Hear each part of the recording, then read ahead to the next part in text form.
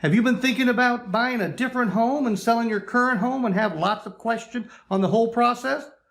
Well, stand by, because we're about to talk about the two most common options of buying and selling at the same time.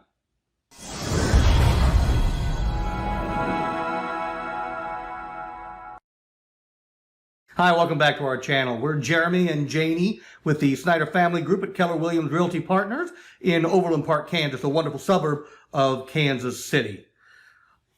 We were at our neighborhood park recently, and a neighbor came up to us and had mentioned that they are considering buying a bigger house and needing to sell their current house, and they'd never done that before, and so they had a lot of questions regarding buying and selling at the same time. And I really liked how you addressed their options.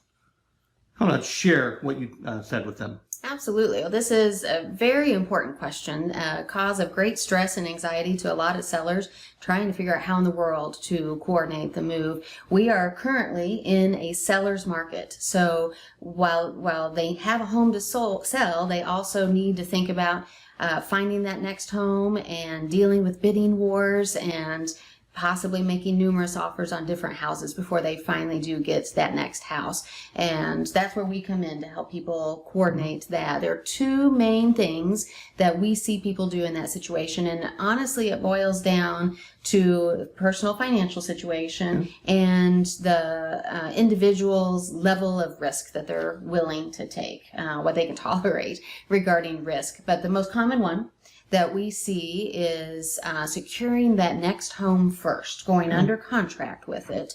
And that gives people some concern because they don't want two mortgages, which is completely understandable. There are loan products out there just for that, to help you bridge your current mortgage with your next mortgage on the new house, knowing that you're going to be selling that current home once you've got the contract on the next home.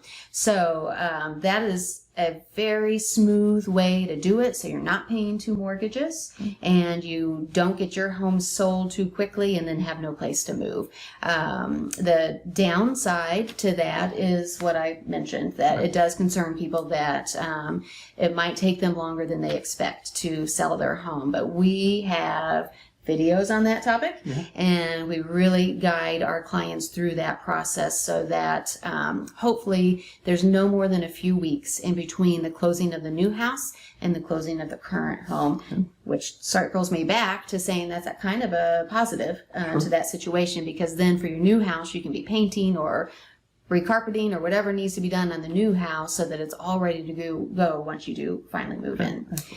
Option number two, for those who either can't qualify for the type of loan that bridges those two, or for those who just don't even want to take that chance.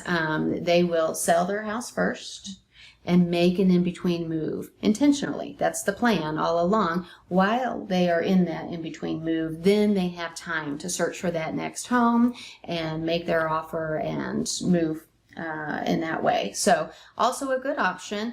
One of the hard things about that one is, where do you go for an interim move? Because most people don't want to make an interim move for as long as a 6-month or a 12-month rental might require. So obviously we see people choose to move in with relatives if you so desire. But also we can help find even shorter term rentals, shorter than 6 months. Those are harder to find. They're more expensive, but we can help with that. And we've also seen some people actually do some longer term Airbnbs. So instead of renting a local home for just a week or two, you can rent it for a few months, and that works out well for some people.